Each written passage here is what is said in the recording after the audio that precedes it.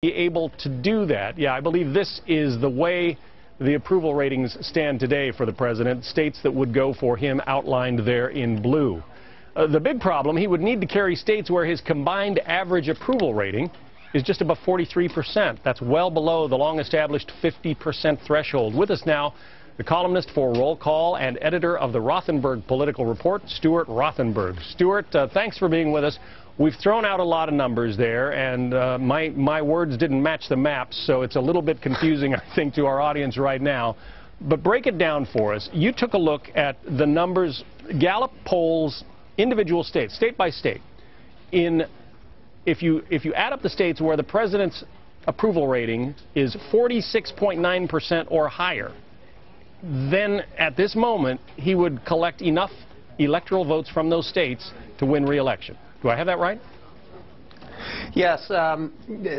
Basically, the way you do this is you begin with core Democratic states that the president is going to win almost no matter what the unemployment numbers are and what his approval is. These are states that, all things being equal, are going to go Democratic. New York, you start California. off with states like... Right. Massachusetts, Maryland, California, District of Columbia.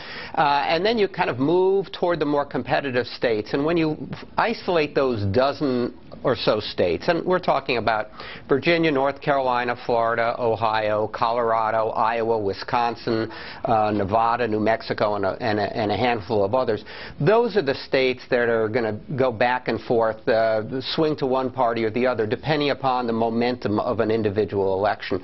And on those places, the president is still having some significant problems. And one of the problems is that this current list of states where his approval rating stands right at about 47%, that includes Mississippi, which you don't think is a state likely to vote to re-elect the president.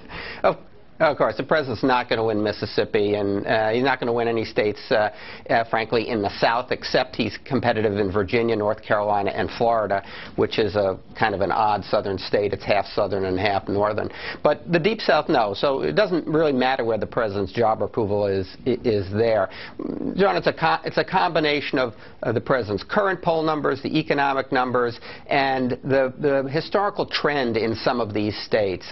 The president's, for example, not likely to win Indiana this time, even though he won it 4 years ago. So the White House still has a difficult task in trying to come up with 270 electoral college votes. But before Republicans get too gleeful about all this, a couple of caveats. First of all, this is just a snapshot in time. This is the polls as they are right now. You say Gallup tends to underweight the president's performance, and also you've got a Republican primary that has Republicans beating up on each other, and their negatives are going down.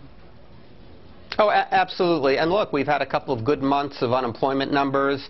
If we have 4 or 5 more months of job growth and declining unemployment, the president's his job approval numbers will then go up nationally, but also in a number of these swing states. So we got a long road to go. But it really is important, and Gallup's absolutely right. You ought not to think of this as a national presidential election. You have to focus on the states that matter, and those 270 electoral college votes that the White House and that the Republican nominee will need to get to be elected. We saw that in Bush versus Gore, didn't we? Stuart Rothenberg from the Rothenberg Political Report. Thank you. My pleasure.